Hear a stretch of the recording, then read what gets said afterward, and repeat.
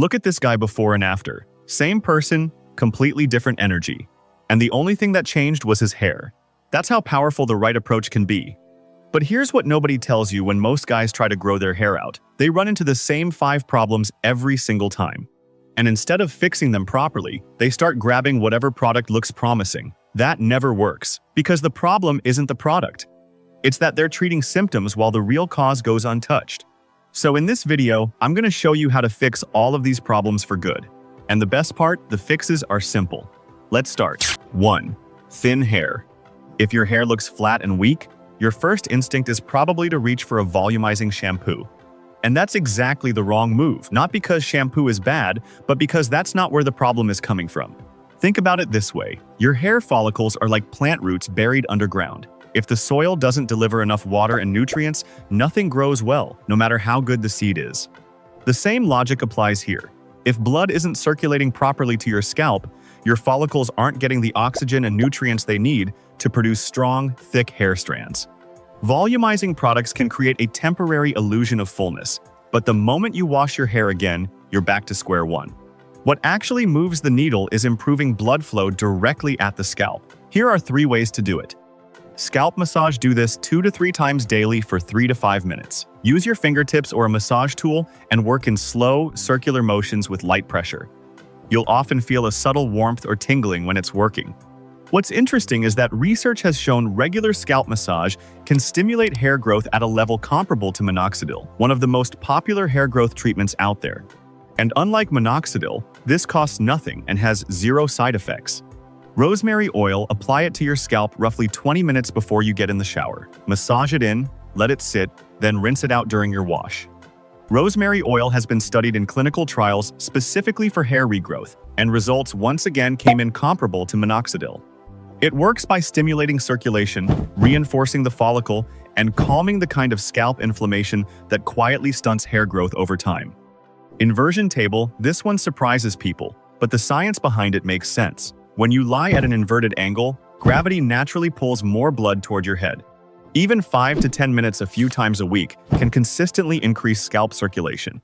People who've made this part of their routine often notice changes in hair density that they couldn't achieve with topical products alone. The takeaway: fullness isn't built with products, it's built with circulation. Get blood moving to your roots, and the thickness follows. 2. Dry hair. Dry, rough, frizzy hair, and the obvious answer seems like more oil. Coconut oil straight onto dry hair. Most guys have done this. And most guys notice it doesn't really work beyond the first few hours. Here's why. Dryness in hair isn't an oil shortage, it's a water shortage. The inside of the hair strand is dehydrated, and oil can't fix that because oil and water aren't interchangeable. When you put oil on completely dry hair, it sits on the surface. Your hair might look more polished temporarily, but the internal structure is still dehydrated, and that roughness comes right back. The fix is about timing.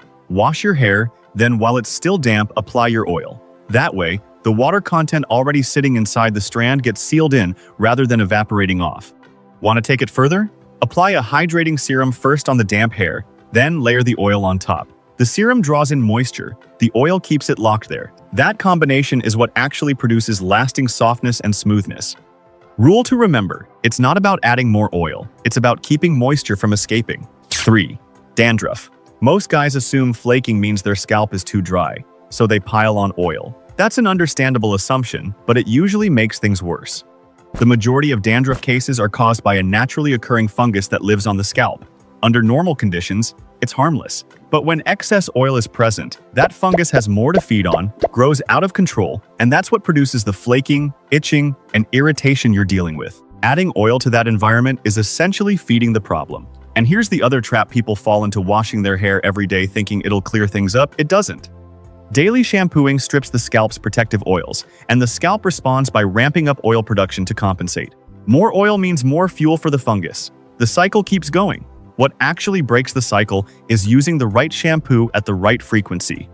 An anti-dandruff formula used once or twice a week, specifically one containing ketoconazole or zinc pyrithione, goes after the fungus directly. It's not masking the flakes, it's eliminating the cause. Once the fungal overgrowth comes under control, the flaking and irritation settle down along with it. Rule to remember: dandruff is a fungal issue, not a dryness issue. Treat it accordingly. 4. Oily scalp. You wash your hair first thing in the morning.